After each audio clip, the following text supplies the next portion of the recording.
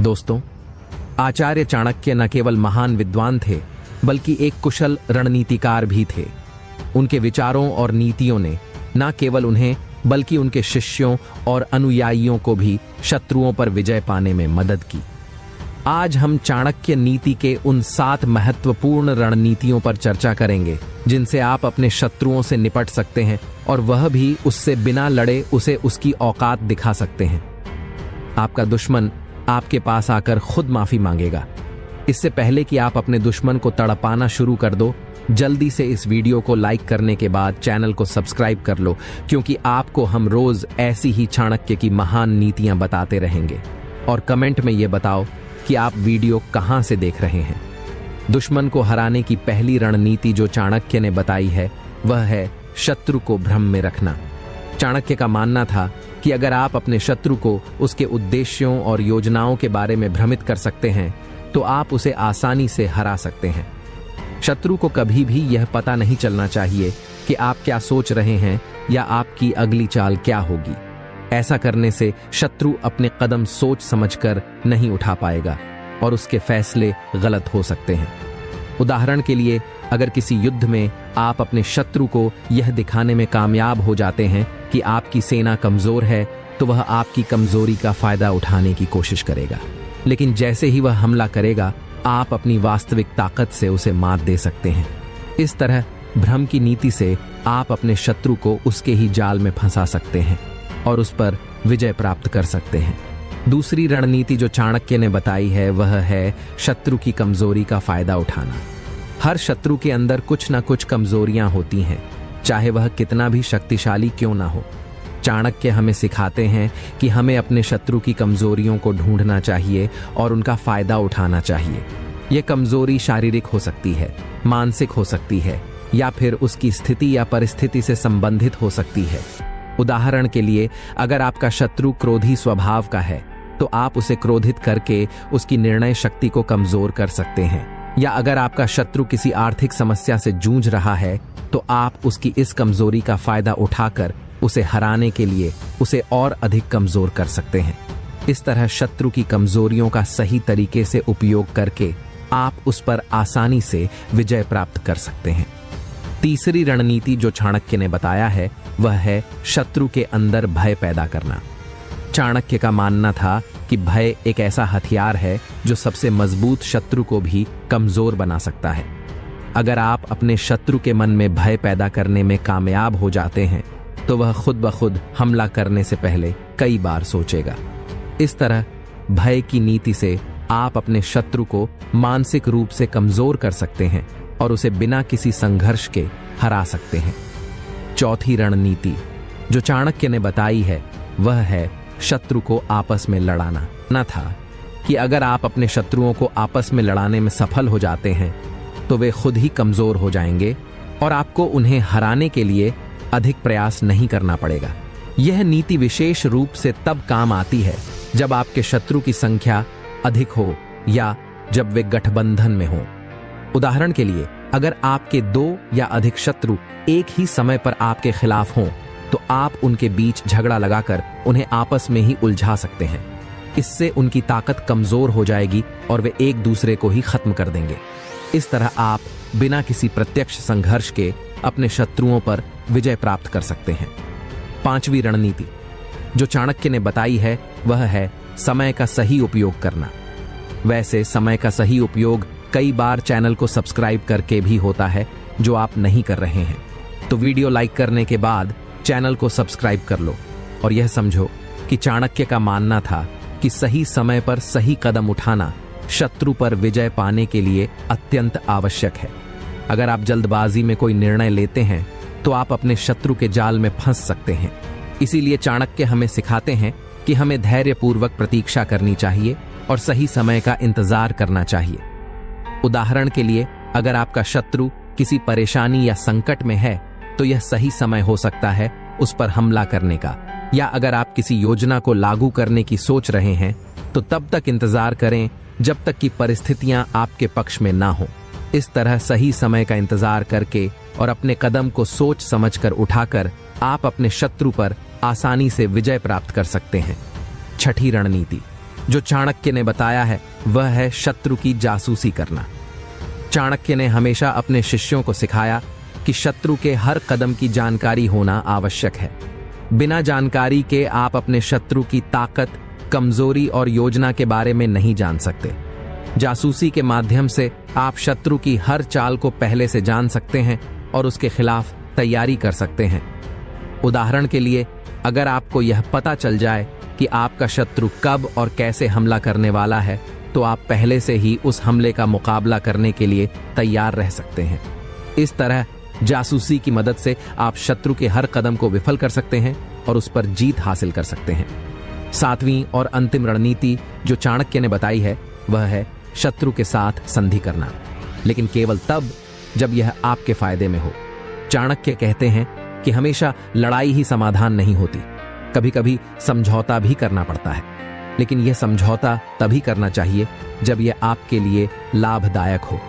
उदाहरण के लिए, अगर आपका शत्रु बहुत शक्तिशाली है और उसके साथ सीधा मुकाबला करना आपके लिए नुकसानदायक हो सकता है, तो बेहतर होगा कि आप उसके साथ संधि कर लें। लेकिन इस संधि का उद्देश्य समय पाना और अपनी ताकत को बढ़ाना होना चाहिए, ताकि भविष्य में आप उसे पूरी तरह से हरा सकें। इस तरह संधि की नीति से आप बिना किसी प्रत्यक्ष नुकसान के अपने शत्रु से निपट सकते हैं और सही समय आने पर उस पर विजय प्राप्त कर सकते हैं। चाणक्य का कहना था कि दुश्मन को कभी भी कमजोर समझने की भूल नहीं करनी चाहिए, क्योंकि एक दिन वह आपके लिए खतरनाक साबित हो सकता है। साथ ही चाणक्य ने इस बात पर जोर दिया कि अपनी योजनाओं को दुश्मन के सामने गुप्त रखना चाहिए, क्योंकि यदि दुश्मन को आपकी योजनाओं का पता चल गया तो आपकी हार निश्चित है। उन्होंने दुश्मन को भ्रमित करने को भी एक महत्वपूर्ण रणनीति बताया है, क्योंकि जब दुश्मन भ्रमित होता है तभी उसे हराया जा सकता है। चाणक्य की सलाह थी कि अगर दुश्मन शक्तिशाली हो तो उसे सीधे टकराने के बजाय उसकी शक्ति को धीरे धीरे कम करना चाहिए। उन्होंने कहा कि दुश्मन के साथ कभी भी सीधे और खुले तौर पर संघर्ष नहीं करना चाहिए। इसके बजाय उसे अप्रत्यक्ष रूप से कमजोर करना अधिक प्रभावी होता है। चाणक्य का मानना था कि दुश्मन की कमजोरियों को पहचानना और उन पर वार करना जीत का एक प्रमुख तरीका है। एक और महत्वपूर्ण विचार यह था कि दुश्मन को अपने कार्यों और उसके बारे में भ्रमित रखना चाहिए, ताकि वह सही समय पर सही कदम ना उठा सके। इसके अलावा चाणक्य ने इस बात पर जोर दिया कि दुश्मन की ताकत का आकलन करते समय उसकी चालाकी और योजनाओं का भी ध्यान रखना चाहिए, क्योंकि सिर्फ उसकी ताकत पर ध्यान देना आपकी हार का कारण बन सकता है। अंत में उन्होंने कहा कि दुश्मन के साथ गठबंधन करना एक प्रभावी तरीका हो सकता है, जिससे दुश्मन को पराजित करने में आसानी होती है। चाणक्य ने कहा कि दुश्मन से निपटने के लिए समय का सही उपयोग करना चाहिए, क्योंकि गलत समय पर उठाए गए कदम से दुश्मन का फायदा हो सकता है। इस तरह चाणक्य के यह विचार दुश्मनों से निपटने में सतर्कता, चालाकी और सही समय की अहमियत को दर्शाते हैं। इन विचारों के माध्यम से चाणक्य ने बताया कि दुश्मनों से निपटने के लिए धैर्य, चालाकी और रणनीति का सही उपयोग करना आवश्यक है। हम अपने दुश्मन के बारे में तो बहुत सोचते हैं, लेकिन दोस्तों को भूल जाते हैं। आप उन्हें मत भूलिए, बल्कि उनकी मदद कीजिए। इन नीतियों के अलावा भी चाणक्य ने अपने शत्रु को मात देने के कुछ उपाय बताए हैं। चाणक्य कहते हैं कि दुश्मन के हथियार का पता लगाएं। चाणक्य नीति की माने तो सबसे पहले दुश्मन के हथियार का पता लगाएं।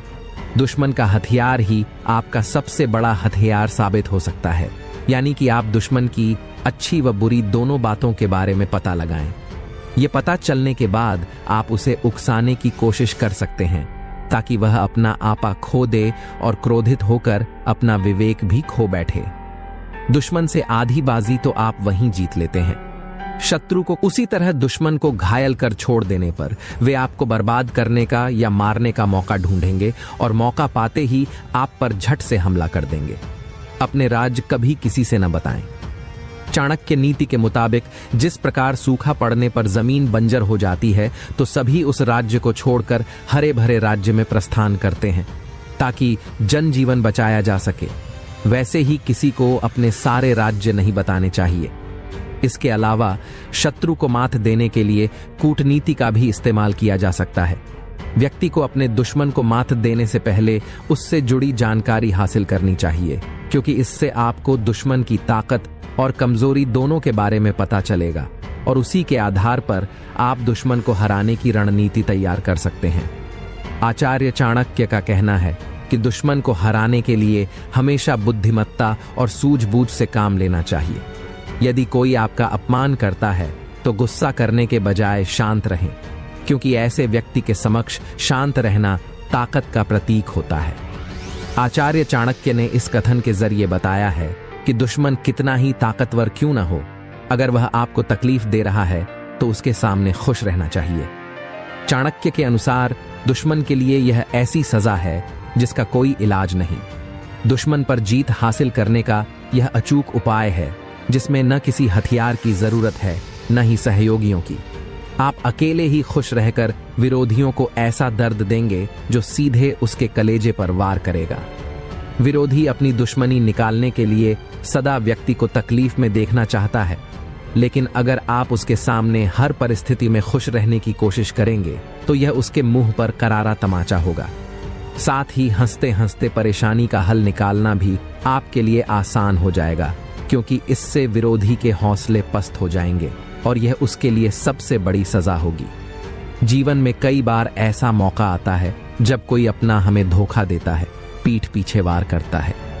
ऐसे हालात में व्यक्ति अपने करीबियों को सजा नहीं दे पाता, क्योंकि वे दिल के करीब होते हैं। ऐसे मौकों पर सबक सिखाना है और बदला लेना है तो उसके सामने हमेशा अपना मिजाज खुश रखिए। ऐसा करके आप उसे जिंदगी भर की सजा दे सकते हैं। आचार्य चाणक्य ने अपने नीतिशास्त्र में बहुत सी ऐसी बातों का जिक्र किया है जो व्यक्ति के जीवन में बहुत काम आती है। जीवन में सफलता पाने के लिए या फिर पति पत्नी के रिश्तों में मिठास बनाए रखने के लिए इन नीतियों का पालन किया जा सकता है। चाणक्य नीति में धन कमाने से लेकर गरीबी दूर करने तक के लिए कई उल्लेख किए गए हैं। इसी तरह चाणक्य ने अपने नीतिशास्त्र में बताया कि व्यक्ति के अंदर किन गुणों के होने पर वह अमीर बन सकता है। जिन लोगों में यह गुण होते हैं वे आज नहीं तो कल अवश्य अमीरों की गिनती में शामिल होंगे और दुनिया में खूब नाम कमाएंगे। चाणक्य कहते हैं कि प्रकृति ने हमारे शरीर को 5 तत्वों से बनाया, लेकिन कलयुग के इंसानों ने उसमें एक तत्व और अधिक कर दिया और वह है पैसा। पैसों से सब चीजें नहीं खरीदी जा सकती, लेकिन पैसों से बहुत कुछ खरीदा जा सकता है। आज के समय में पैसा कमाना जितना मुश्किल नहीं है, उससे भी ज्यादा मुश्किल है पैसों को संभाल कर रखना। इस दुनिया में बहुत लोग ऐसे होते हैं जिनके पास कुछ पैसा क्या आ जाता है, वे लोग घमंड में आ जाते हैं। वे लोग पैसों के नियम को जानते ही नहीं हैं। आपने ध्यान दिया होगा कि सरस्वती की तस्वीर हमेशा बैठी होती है और लक्ष्मी की तस्वीर सीधी रहती है। सरस्वती यह कहती है कि मैं जल्दी आऊंगी नहीं, और यदि मैं आ गई तो वापस जाऊंगी नहीं, क्योंकि ज्ञान इतनी आसानी से अर्जित नहीं किया जा सकता, और यदि हमने एक बार किसी ज्ञान को अर्जित कर लिया तो वह ज्ञान हमसे कोई छीन नहीं सकता। लेकिन लक्ष्मी का यह नियम होता है कि वह जल्दी आ भी जाती है तो जल्दी चली भी जाती है। यदि किसी इंसान को सही तरीके से रखना नहीं आया तो वह जल्दी उस घर से निकल जाती है। आज की इस कहानी के अंदर मैं आप लोगों को 6 ऐसे खर्च बताऊंगा जिन्हें आपको आज और अभी से ही बंद कर देना चाहिए, तभी आप पैसों के सही नियम को समझ पाएंगे। आप कितना कमाते हैं यह जरूरी नहीं है, आप जितना भी कमाते हैं इसमें से आप अपना खर्चा इन 6 जगहों पर कम कर दें। धीरे धीरे आपके घर में धन रुकना शुरू हो जाएगा। आपको खुद ही लगेगा कि सच में हमारे घर में पैसा रुकना शुरू हो गया है। अमीर बनने का सबसे पहला रास्ता यही होता है कि अपने खर्च को कम कर दो और ज्यादा पैसा कमाने का तरीका ढूंढो। तो चलिए जानते हैं कि वे कौन सी 6 चीजें हैं जहां हमें पैसा नहीं खर्च करना चाहिए। तो चलिए वीडियो शुरू करते हैं। उससे पहले वीडियो को लाइक करके ला इंस्पायर्ड चैनल को सब्सक्राइब करें और कमेंट में यह बताइए कि आप वीडियो कहां से देख रहे हैं। सबसे पहला खर्च है दिखावे का खर्च। आपके अगल बगल में किसी ने महंगी कार ले ली तो अब आपके मन में जलन होने लगती है कि मुझे भी जल्दी कार लेनी है, और यही दिखावे का खर्च आपको पूरी उम्र गरीब बनाकर रखता है। दोस्तों, हम में से ऐसे बहुत से लोग होते हैं जो सिर्फ दिखावे के चक्कर में ही बहुत सारा ऐसा सामान उठा लाते हैं जैसे कि दूसरों के सामने अपना रुतबा अधिक हो सके। कार ले लेना, महंगे जेवर ले लेना, महंगे मोबाइल ले लेना, या फिर ऐसी कोई महंगी चीज खरीद लेना जिसकी हमें हमारी जिंदगी में कोई जरूरत भी नहीं होती। और जब उन्हें कोई समझाता है तो कहते हैं हम किसी से कम हैं क्या। वे लोग यह नहीं समझते हैं कि इससे हमारा सिर्फ नुकसान होता है, न कि कुछ फायदा। यदि आपको सच में अमीरी के रास्ते पर चलना है तो यह सारे खर्चे सबसे पहले आपको बंद करना होगा और वही पैसा कहीं इन्वेस्ट करना सीखना होगा। मैं यह नहीं कहता कि आप अपने शौक पूरे न करें। मेरे कहने का मतलब यह है कि जिस चीज की आपको जरूरत है बस आप वही लें। किसी को देखकर कोई सामान बिल्कुल न लें। दूसरी बात है कंपनियों की स्कीम से दूर रहना। अपने सामान की बिक्री अधिक करने के लिए अलग अलग ब्रांड की जो कंपनियां होती हैं वे लुभाने की स्कीम लाती हैं, लेकिन यह उनकी मार्केटिंग करने की रणनीति होती है जो हम लोग समझ नहीं पाते। और बहुत सारे लोग अलग अलग स्कीम के चक्कर में आकर वह चीज भी खरीद लेते हैं जिसकी उन्हें जरूरत भी नहीं होती। यदि हम मार्केट में जाते हैं और हमें पता चलता है कि पर डिस्काउंट के अंदर वॉच मिल रही है, बल्कि हमारे घर में तो 2-4 वॉच रखी हुई हैं, लेकिन फिर भी हम उस वॉच को खरीद लेते हैं। हम लोग यह नहीं समझते कि यह सब मार्केटिंग करने की रणनीति होती है। इससे हमें फायदा नहीं होता बल्कि कंपनी को ही फायदा होता है। इसीलिए ऐसे शौक कभी न पालें, क्योंकि यही गरीब होने का सबसे महत्वपूर्ण कारण भी होता है। जिस चीज की हमें जरूरत नहीं है और उसी चीज में हम लक्ष्मी को खर्च कर देते हैं तो उससे हमारे घर की लक्ष्मी नाराज हो जाती है और फिर धीरे धीरे हमारे घर से निकलने लगती है। तीसरा खर्च है कर्ज। आज के समय में ज्यादातर लोग कर्ज लेकर महंगी महंगी चीजें खरीद लेते हैं, जैसे कि कार, बंगला, मोबाइल, और फिर उसका पैसा भरते रहते हैं। जैसे कि आजकल हम लोग क्रेडिट कार्ड का इस्तेमाल करते हैं। क्रेडिट कार्ड हमें पैसे खर्च करने के लिए कहता है, जो पैसा हमारे पास है या फिर जो पैसा हमारे पास आने वाला है, और उस पैसे को हम खर्च कर देते हैं। तो जरा सोचिए कि हम अमीर कैसे बन पाएंगे। जो पैसा हमारे पास आया ही नहीं उस पैसे को भी हम खर्च कर देते हैं। हम अमीर बनने के बारे में सोचते हैं, अमीर बनने की वीडियो देखते हैं, लेकिन उन बातों का पालन नहीं करते। बहुत लोग तो ऐसे भी होते हैं जो लोन लेकर जमीन खरीद लेते हैं और ये सोचते हैं कि जब हमें इसमें फायदा होगा तो हम लोन वापस कर देंगे, लेकिन वे यह नहीं समझते कि जितना हमें इसमें फायदा होगा उससे ज्यादा हमें लोन का ब्याज भरना होगा। हाँ तो दोस्तों, ऐसा काम कभी न करें। कर्ज लेकर कोई भी चीज न खरीदें। चौथी और सबसे अच्छी बात यह है कि आप अपने पैसों को कैश में रखकर ही खर्च करें। कभी भी मोबाइल फोन के किसी भी ऐप का उपयोग करके पैसा खर्च न करें। आपको शायद पता नहीं होगा कि आप कोई भी सामान खरीदते हैं और फिर फोन से पेमेंट करते हैं तो आपको आपके पैसा खर्च होने का ज्यादा तकलीफ नहीं होता, क्योंकि वह पैसा आपके जेब से नहीं जा रहा। लेकिन वहीं पर यदि आप अपने जेब से पैसा निकाल कर खर्च करते हैं तो आपको महसूस होगा कि यार पैसा खर्च हो रहा है। अगर आपको यकीन न हो तो आप ऐसा करके देखना। मार्केट जाना और फिर किसी भी सामान का पैसा अपने फोन से पे करना, जिससे आपको ज्यादा महसूस नहीं होगा कि आपका पैसा खर्च हो रहा है। लेकिन जिस दिन आप अपनी जेब से पैसा निकाल कर दोगे तो उस दिन आपको जरूर लगेगा कि यार पैसा जेब से जा रहा है, मेरा पैसा खर्च हो रहा है, ज्यादा पैसा खर्च हो रहा है। पांचवी बात आपको ध्यान रखनी है, अपनी भावनाओं पर काबू रखना है। अगर आपको कोई चीज पसंद आ रही है और आप उसे खरीदना चाहते हैं तो सबसे पहले यह देख लें कि वाकई क्या इस चीज की आपको जरूरत है, क्योंकि बहुत से लोग कोई चीज पसंद आने पर उसे तुरंत खरीद लेते हैं। कई बार तो ऐसा भी होता है कि कोई स्कीम वाले आते हैं जो हमें लुभाने वाली चीजें लेकर आते हैं और हमें वह चीज पसंद आ जाती है और हम उसे तुरंत खरीद लेते हैं।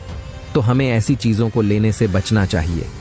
हमें ऐसी चीज नहीं लेनी चाहिए, बल्कि हमें सिर्फ ऐसी ही चीज लेनी चाहिए जिसकी हमें जरूरत हो। छठी और आखिरी बात यह है कि कभी भी कोई भी शौक न पाले। आपको शायद इस बात का पता होगा कि हमारी दुनिया में महंगाई का सबसे महत्वपूर्ण कारण शौक है। आज के समय में नॉर्मल का फोन आ रहा है और वहीं पर लाख का भी फोन आ रहा है। दोनों में फर्क इतना है, किसी को का फोन रखने का शौक है तो किसी को लाख का रखने का शौक है। हाँ, यहाँ पर आदमी की अमीरी भी दर्शाती है, क्योंकि अमीर आदमी महंगा फोन रखेगा तो लगेगा कि वह अमीर है। तो यह शौक ही तो हुआ। शौक है तभी तो उसने महंगा फोन रखा। इसीलिए महंगाई का कारण है शौक, और किसी भी चीज की महंगाई नहीं है।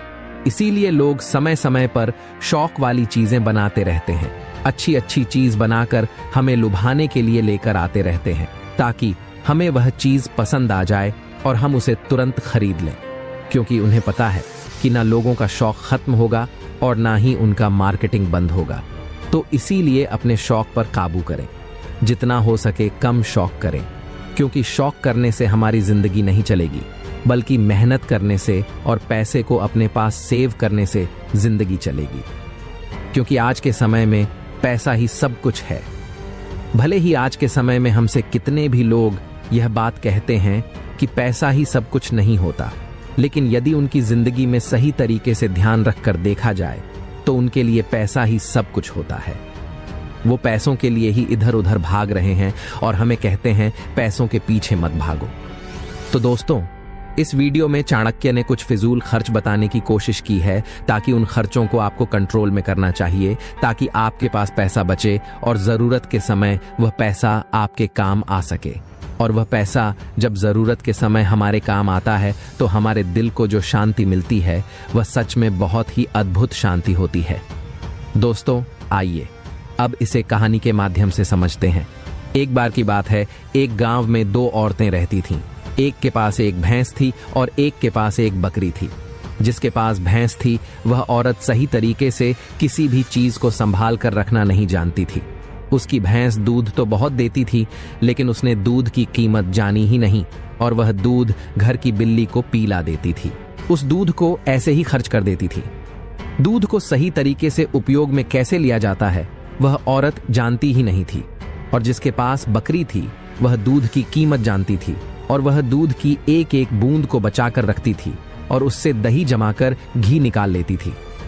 धीरे धीरे वह बहुत सारा घी इकट्ठा कर लेती है। अब जिसके पास भैंस थी उसने दूध की अहमियत कभी जानी ही नहीं थी। उसने कभी भी दूध से घी निकालने के बारे में सोच ही नहीं थी। फिर एक दिन उसके घर में कुछ मेहमान आ जाते हैं और मेहमानों को तो रूखी रोटी नहीं खिलाया जा सकता, यह तो आप हम सभी जानते हैं। तो इसीलिए वह औरत उस औरत के पास जाती है जिसके पास बकरी थी। उस औरत के पास से एक पांव घी ले आती है। वह औरत यह कहकर घी लाती है कि मैं जल्द ही अपनी भैंस का दूध निकालकर घी निकालूंगी तो मैं तुम्हें तुम्हारा घी वापस कर दूंगी। और बकरी रखने वाली औरत उसको उधार के तौर पर घी दे देती है और फिर वह औरत अपने मेहमानों को खाना खिला देती है। उसके बाद बहुत दिन निकल जाते हैं, लेकिन वह भैंस रखने वाली औरत उसको घी वापस नहीं करती। यह एक दिन फिर बकरी रखने वाली औरत भैंस रखने वाली औरत के पास जाती है और कहती है कि मैं तुम्हें एक बार घी दी थी तो मैं वह घी वापस लेने आई हूं। यह सुनकर वह औरत कहती है, कौन सा घी?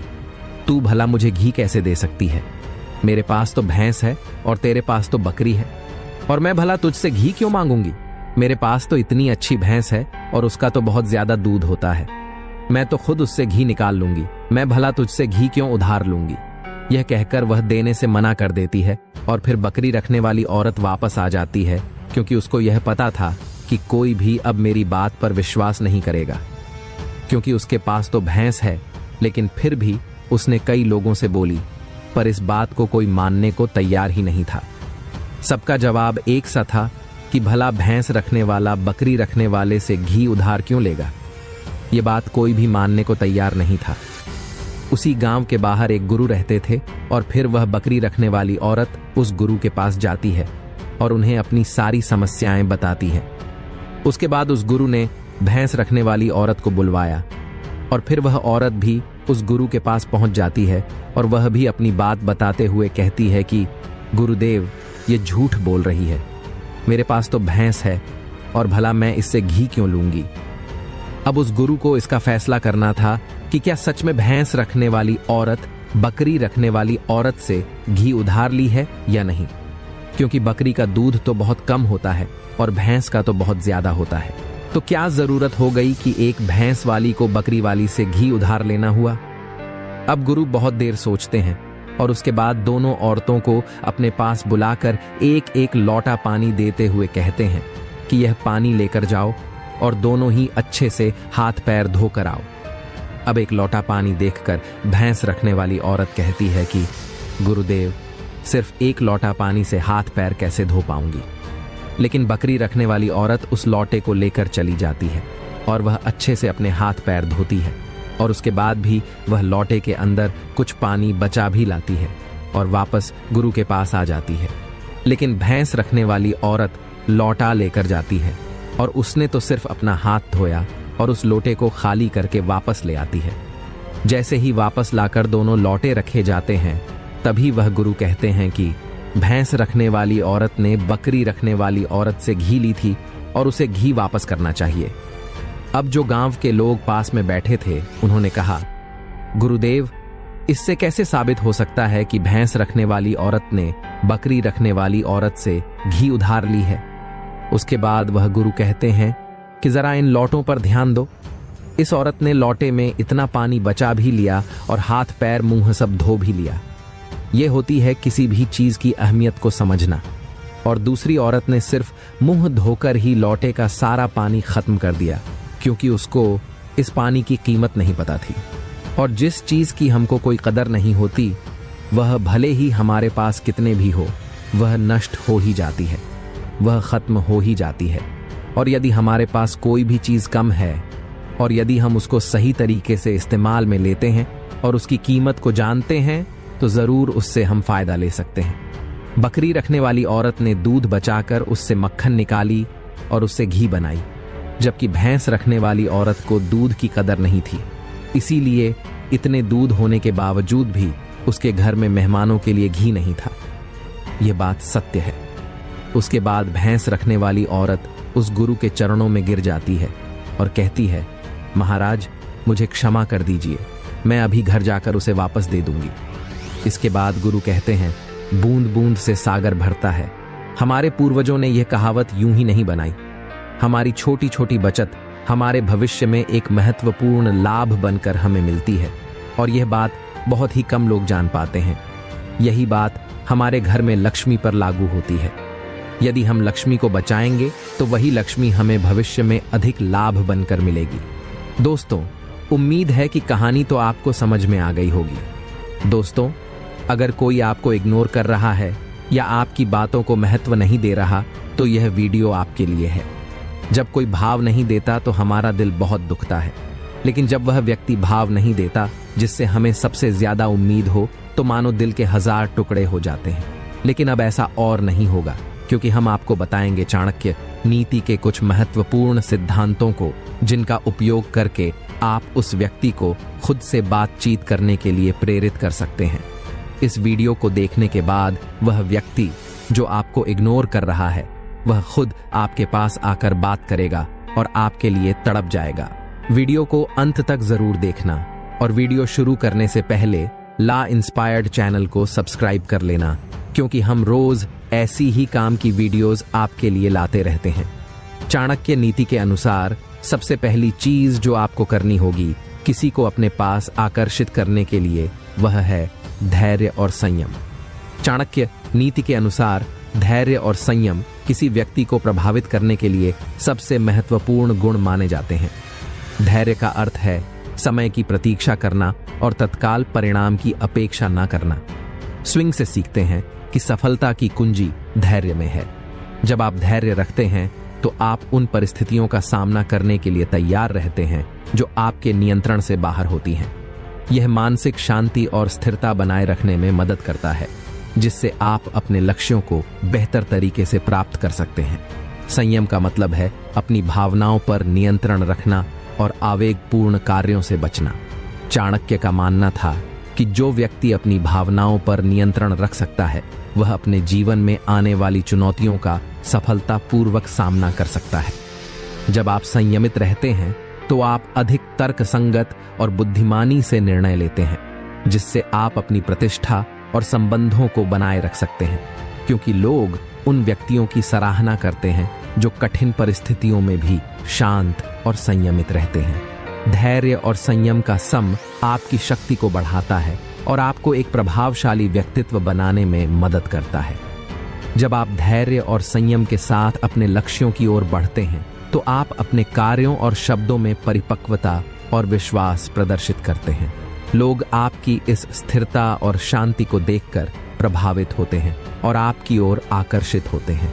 इस प्रकार चाणक्य नीति के ये गुण न केवल आपको अपने लक्ष्यों तक पहुंचाने में मदद करते हैं, बल्कि दूसरों को भी आपकी ओर आकर्षित करते हैं और उन्हें आपके प्रति सम्मानपूर्ण दृष्टिकोण अपनाने के लिए प्रेरित करते हैं। चाणक्य नीति के अनुसार दूसरी चीज जो आपको करनी होगी किसी को अपने पास आकर्षित करने के लिए, वह है स्वयं में सुधार। चाणक्य के अनुसार स्वयं में सुधार करना और अपनी योग्यता और क्षमताओं को निरंतर बढ़ाना अत्यंत महत्वपूर्ण है। स्वयं में सुधार का अर्थ है अपने ज्ञान, कौशल और व्यवहार को समय समय पर उन्नत करना। यह प्रक्रिया आपको अपने व्यक्तिगत और पेशेवर जीवन में सफल होने के लिए आवश्यक उपकरण प्रदान करती है। जब आप अपने कौशल और ज्ञान में निरंतर वृद्धि करते हैं, तो आप अपनी क्षमताओं के प्रति अधिक आत्मविश्वास महसूस करते हैं, जो आपके कार्यों और निर्णयों में परिलक्षित होता है। अपने काम और व्यवहार में उत्कृष्टता प्रदर्शित करना भी चाणक्य के सिद्धांतों का एक महत्वपूर्ण हिस्सा है। इसका मतलब है कि आप जो भी कार्य करें, उसे पूर्ण निष्ठा, समर्पण और गुणवत्ता के साथ करें। उत्कृष्टता का लक्ष्य केवल अपने कार्यों को बेहतर बनाने में नहीं है, बल्कि यह दूसरों के लिए एक उदाहरण स्थापित करने में भी है। जब आप अपने काम में उत्कृष्टता दिखाते हैं, तो लोग न केवल आपके प्रयासों की सराहना करते हैं, बल्कि वे आपसे सीखने और प्रेरित होने की कोशिश भी करते हैं। जब आप अपनी योग्यता और क्षमताओं को बढ़ाते हैं और अपने काम में उत्कृष्टता प्रदर्शित करते हैं, तो लोग स्वाभाविक रूप से आपकी ओर आकर्षित होते हैं। यह आकर्षण न केवल आपकी व्यक्तिगत प्रतिभा के कारण होता है, बल्कि आपके अनुशासन, समर्पण और सकारात्मक दृष्टिकोण के कारण भी होता है। लोग ऐसे व्यक्तियों की ओर आकर्षित होते हैं जो स्वयं को निरंतर सुधारने के लिए प्रतिबद्ध होते हैं और जो अपने कार्यों में श्रेष्ठता प्राप्त करने की कोशिश करते हैं। इस प्रकार चाणक्य नीति के अनुसार स्वयं में सुधार करना और उत्कृष्टता प्रदर्शित करना न केवल आपको व्यक्तिगत और पेशेवर जीवन में सफल बनाता है, बल्कि यह दूसरों को भी प्रेरित करता है और आपकी प्रतिष्ठा को बढ़ाता है। चाणक्य नीति के अनुसार तीसरी चीज जो आपको करनी होगी किसी को अपने पास आकर्षित करने के लिए, वह है सदाचार और विनम्रता। चाणक्य नीति में सदाचार और विनम्रता को अत्यधिक महत्व दिया गया है। सदाचार का अर्थ है नैतिकता, ईमानदारी और अच्छे व्यवहार का पालन करना। यह सुनिश्चित करता है कि आपके कार्य और शब्द सच्चाई और ईमानदारी पर आधारित हों। सदाचारी व्यक्ति समाज में एक सकारात्मक छवि बनाता है और लोगों का विश्वास और सम्मान अर्जित करता है। जब आप सदाचार का पालन करते हैं, तो लोग आप पर भरोसा करते हैं और आपके साथ व्यवहार करने में सहज महसूस करते हैं। विनम्रता भी चाणक्य के सिद्धांतों का एक महत्वपूर्ण हिस्सा है। विनम्रता का अर्थ है अपने अहंकार को नियंत्रण में रखना और दूसरों के प्रति आदर और सम्मान का भाव रखना। विनम्र व्यक्ति दूसरों की भावनाओं और विचारों का सम्मान करता है और कभी भी अपनी उपलब्धियों या योग्यताओं का घमंड नहीं करता। जब आप विनम्रता से व्यवहार करते हैं, तो लोग आपकी विनम्रता और सरलता की सराहना करते हैं। यह आपके व्यक्तित्व को आकर्षक और सम्माननीय बनाता है।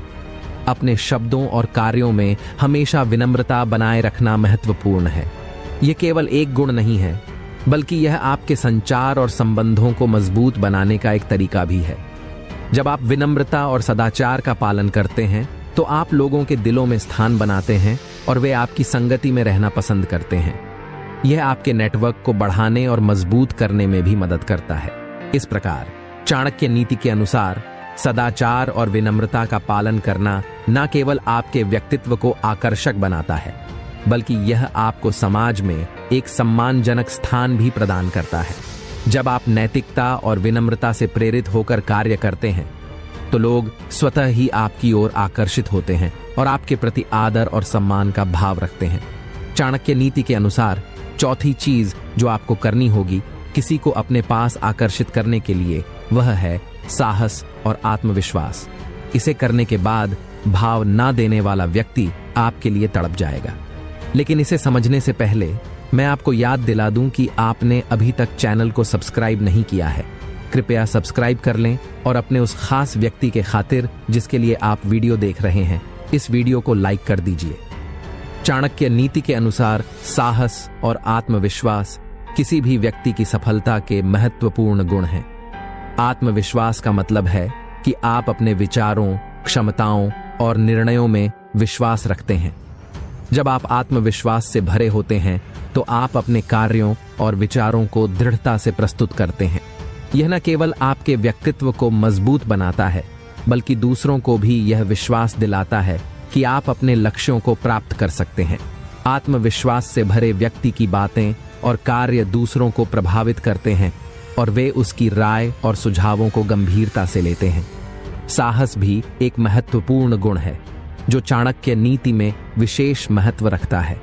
साहस का अर्थ है किसी भी चुनौती या कठिनाई का सामना करने की हिम्मत और इच्छा शक्ति, जो आपको जोखिम उठाने, नए अवसरों का पीछा करने और असफलताओं से डरने के बजाय उनसे सीखने की क्षमता देता है।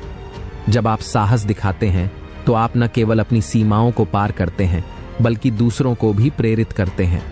साहसी व्यक्ति हमेशा कठिन परिस्थितियों में भी धैर्य और धीरज बनाए रखता है, जिससे लोग उसकी तारीफ और सम्मान करते हैं। साहस और आत्मविश्वास से भरा व्यक्तित्व हमेशा दूसरों को प्रभावित करता है। जब आप आत्मविश्वास और साहस के साथ अपने विचारों और कार्यों को प्रस्तुत करते हैं तो लोग आपके दृढ़ विश्वास और उत्साह को महसूस करते हैं। यह उनके मन में आपके प्रति एक सकारात्मक और प्रभावशाली छवि बनाता है। ऐसे व्यक्ति के साथ लोग सहयोग करना और उसकी नेतृत्व क्षमता को मान्यता देना पसंद करते हैं। चाणक्य नीति के अनुसार पांचवी चीज जो आपको करनी होगी किसी को अपने पास आकर्षित करने के लिए, वह है समय की प्रतीक्षा। चाणक्य नीति के अनुसार सही समय की प्रतीक्षा करना किसी भी कार्य को सफलतापूर्वक संपन्न करने के लिए अत्यंत महत्वपूर्ण है। सही समय पर किया गया कार्य सबसे प्रभावी और फलदायक होता है। अक्सर हम जल्दबाजी में निर्णय ले लेते हैं या कार्य करते हैं, जिससे परिणाम स्वरूप हमें असफलता का सामना करना पड़ता है। इसीलिए चाणक्य हमें सिखाते हैं कि हमें धैर्यपूर्वक सही समय का इंतजार करना चाहिए और तभी कार्य करना चाहिए जब परिस्थितियां हमारे पक्ष में हों। पहला पहलू सही समय की प्रतीक्षा करने का यह है कि हमें अपने लक्ष्य और परिस्थितियों का सही मूल्यांकन करना चाहिए। जल्दबाजी में लिए गए निर्णय अक्सर हमें गलत रास्ते पर ले जाते हैं। सही समय की प्रतीक्षा करने से हमें यह सुनिश्चित करने का अवसर मिलता है कि हम पूरी तरह से तैयार हैं और हमारी योजना मजबूत और ठोस है। यह हमारी सफलता की संभावनाओं को बढ़ाता है और हमें अनावश्यक जोखिमों से बचाता है। दूसरा पहलू यह है कि सही समय की प्रतीक्षा करना हमें धैर्य और संयम सिखाता है। जीवन में कई बार हमें प्रतिकूल परिस्थितियों का सामना करना पड़ता है और यह महत्वपूर्ण है कि हम धैर्यपूर्वक सही समय का इंतजार करें। इससे हमें मानसिक शांति मिलती है और हम तर्क संगत और विवेकपूर्ण निर्णय ले सकते हैं। सही समय का इंतजार करने से हमें अपनी ऊर्जा और संसाधनों का सही उपयोग करने का मौका मिलता है, जिससे हमारी सफलता की संभावनाएं बढ़ जाती हैं। अंत में सही समय पर किया गया कार्य न केवल हमें सफलता दिलाता है, बल्कि यह हमारे कार्यों को प्रभावी और सम्मानजनक भी बनाता है। जब हम सही समय का इंतजार करते हैं और तभी कार्य करते हैं जब परिस्थितियां अनुकूल हों, तो लोग हमारी समझदारी और धैर्य की सराहना करते हैं। यह हमारी प्रतिष्ठा को बढ़ाता है और हमें एक प्रभावशाली व्यक्तित्व के रूप में प्रस्तुत करता है। इस प्रकार चाणक्य नीति के अनुसार सही समय की प्रतीक्षा करना अत्यंत महत्वपूर्ण है। यह हमें धैर्य, संयम और विवेकपूर्ण निर्णय लेने की क्षमता प्रदान करता है, जिससे हम अपने लक्ष्य को सफलतापूर्वक प्राप्त कर सकते हैं और एक प्रभावशाली व्यक्तित्व के रूप में उभर सकते हैं। चाणक्य नीति के अनुसार छठी और आखिरी चीज जो आपको करनी होगी किसी को अपने पास आकर्षित करने के लिए, वह है संबंधों का निर्माण। चाणक्य नीति के अनुसार सफल होने के लिए संबंधों का निर्माण और प्रबंधन अत्यंत महत्वपूर्ण है। खासकर जब आपका लक्ष्य किसी विशेष व्यक्ति का ध्यान आकर्षित करना हो, तो आपको उन लोगों के साथ अच्छे संबंध बनाने पर ध्यान देना चाहिए जो उस व्यक्ति के निकट होते हैं। यह एक रणनीतिक दृष्टिकोण है जो आपकी प्रतिष्ठा और प्रभाव को बढ़ाने में सहायक होता है। पहला कदम यह है कि आप लक्षित व्यक्ति के आसपास के लोगों के साथ अच्छे संबंध बनाएं। इसका मतलब है कि आप उनके साथ सहानुभूति, सहयोग और सम्मान का व्यवहार करें। जब आप इन लोगों के साथ अच्छा व्यवहार करेंगे और उनके साथ समय बिताएंगे तो वे आपकी सकारात्मकता और गुणों को पहचानेंगे। यह संबंध धीरे धीरे मजबूत होते जाएंगे और आप उनके सर्कल का एक महत्वपूर्ण हिस्सा बन जाएंगे। दूसरा कदम यह है कि आप अपने कार्यों और व्यवहार में ईमानदारी और समर्पण दिखाएं। जब आपके आसपास के लोग देखेंगे कि आप अपने काम में कितने समर्पित और ईमानदार हैं, तो वे आपकी सराहना करेंगे। यह सराहना धीरे धीरे लक्षित व्यक्ति तक पहुंचेगी, जिससे वह भी आपके गुणों और क्षमताओं को पहचान सकेगा। आपकी सकारात्मक छवि उनके मन में बन जाएगी और वे स्वतः ही आप पर ध्यान देने लगेंगे। तीसरा कदम यह है कि आप अपनी बातों और कार्यों में सद्भावना और सहयोग दिखाएं। आपके आसपास के लोग जब देखेंगे कि आप हमेशा दूसरों की मदद करने के लिए तैयार रहते हैं और किसी भी समस्या का समाधान ढूंढने में सहयोग करते हैं, तो वे आपकी प्रशंसा करेंगे। इससे न केवल आपके संबंध मजबूत होंगे, बल्कि लक्षित व्यक्ति भी आपके इस गुण को सराहे और आपसे प्रभावित होगा। इस प्रकार चाणक्य नीति के अनुसार संबंधों का निर्माण और प्रबंधन किसी भी लक्ष्य को प्राप्त करने के लिए अत्यंत महत्वपूर्ण है। जब आप लक्षित व्यक्ति के आसपास के लोगों के साथ अच्छे संबंध बनाएंगे और उनके साथ सहयोग करेंगे, तो वे आपकी सराहना करेंगे और आपकी सकारात्मक छवि लक्षित व्यक्ति तक पहुंचेगी। इससे वह व्यक्ति भी आपके प्रति आकर्षित होगा और आपसे बातचीत करने में रुचि दिखाएगा। दोस्तों, न जाने कितने लोग इसी तरह किसी के इग्नोर करने से परेशान हैं। आपसे हाथ जोड़कर निवेदन है कि अपने सभी दोस्तों को यह वीडियो जरूर शेयर करना और चैनल सब्सक्राइब और वीडियो को लाइक जरूर करके जाना। धन्यवाद दोस्तों। क्या आपको भी ऐसा लगता है कि आप जिन लोगों पर सबसे ज्यादा भरोसा करते हैं, वही लोग आपको धोखा देकर आगे बढ़ जाते हैं? क्या आपके साथ भी ऐसा हुआ है कि आपके करीबी रिश्ते, जिनमें आपने बहुत उम्मीदें लगाई थीं, अचानक आपको धोखा देकर दूर चले गए? अगर हाँ, तो आपको इस वीडियो को जरूर देखना चाहिए, क्योंकि आज हम चाणक्य नीति की उन सीखों के बारे में बात करेंगे जो हमें मतलबी लोगों की पहचान करना सिखाती हैं। आचार्य चाणक्य का मानना था कि हमें हमेशा सतर्क रहना चाहिए, क्योंकि दुनिया में ऐसे बहुत से लोग हैं जो अपने स्वार्थ के लिए किसी भी हद तक जा सकते हैं। इस वीडियो को देखने के बाद आप कभी किसी के झांसे में नहीं आएंगे और मतलबी लोगों से दूर रहकर अपनी जिंदगी को बेहतर बना पाएंगे। चाणक्य की नीति सिखाती है कि जब भी कोई व्यक्ति केवल अपने फायदे के लिए आपके करीब आता है, तो वह व्यक्ति मतलबी हो सकता है। इन लोगों को पहचानना थोड़ा मुश्किल हो सकता है, क्योंकि वे दिखावे में मीठे और मददगार लगते हैं, लेकिन अंदर से उनके इरादे स्वार्थी होते हैं। ऐसे लोग आपको धोखा देकर आपकी भावनाओं का फायदा उठाते हैं, और जब उनका काम हो जाता है तो वे आपकी परवाह नहीं करते। इस वीडियो के माध्यम से हम चाणक्य की उन नीतियों पर चर्चा करेंगे जो आपको ऐसे स्वार्थी लोगों की पहचान करने में मदद करेंगी। ध्यान से सुनिए और समझिए, क्योंकि एक बार अगर आपने इन्हें पहचान लिया तो आप अपनी जिंदगी में बेहतर रिश्तों और विश्वास पात्र लोगों का चयन कर सकेंगे। आगे बढ़ने से पहले चैनल को सब्सक्राइब कर लो और वीडियो को लाइक जरूर करें। मतलबी लोगों की पहली पहचान चाणक्य ने बताई है कि वे केवल तब आपके करीब आते हैं जब उन्हें आपसे कोई फायदा हो। चाणक्य कहते हैं कि मतलबी लोग आपके साथ तभी नजर आते हैं जब उन्हें आपसे कोई काम हो। यह लोग आपको तब तक अनदेखा करेंगे जब तक उनकी जरूरतें पूरी नहीं हो जाती। जब उनका काम निकल जाता है तो वे आपको नजरअंदाज कर देते हैं।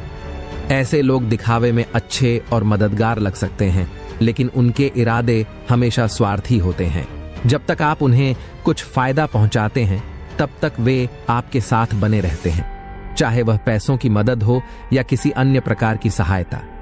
यह लोग आपके आसपास मंडराते रहते हैं, लेकिन जब आपको उनकी जरूरत होती है तो वे न जाने कहां गायब हो जाते हैं।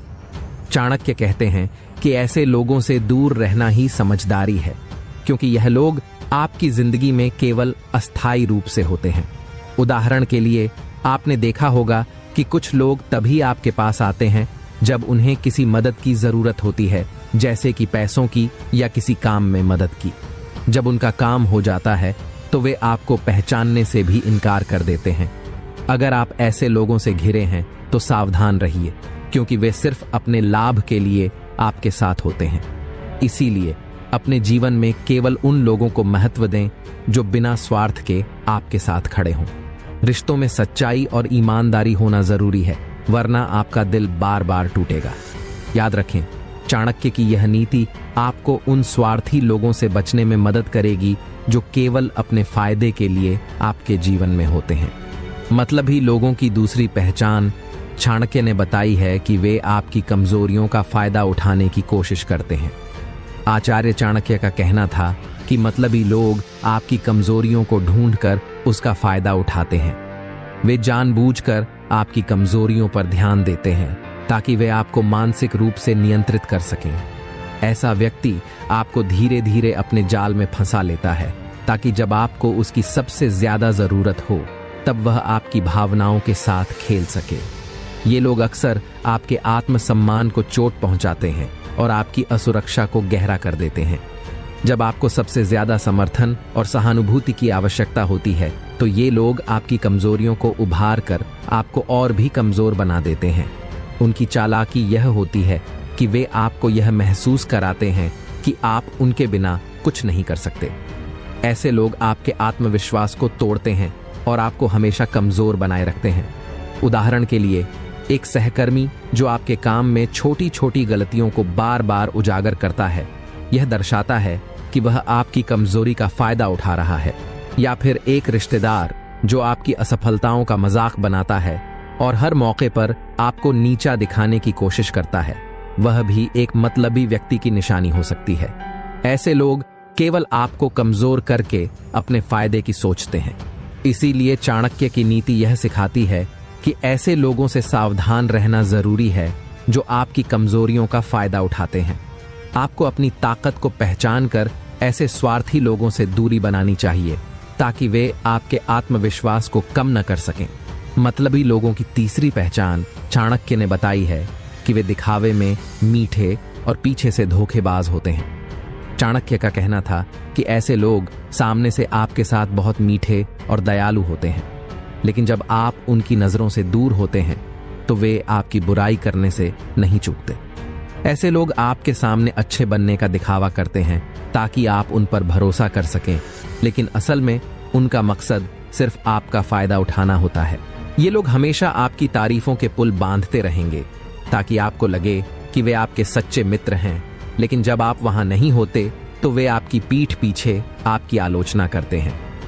उनके शब्द और उनके कार्यों में हमेशा एक अंतर होता है जिसे समझना बहुत जरूरी है।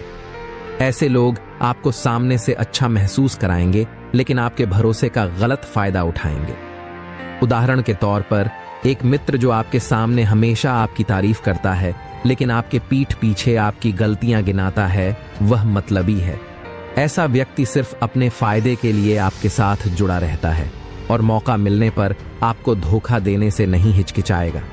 असल में आपकी पीठ पीछे धोखा दें।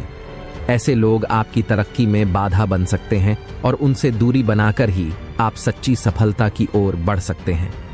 मतलबी लोगों की चौथी पहचान चाणक्य ने बताई है कि वे आपके सफल होने पर जलन महसूस करते हैं। दरअसल चाणक्य का मानना था कि जब आप किसी लक्ष्य को हासिल कर लेते हैं या सफल हो जाते हैं तो मतलबी लोग आपकी सफलता से जलते हैं।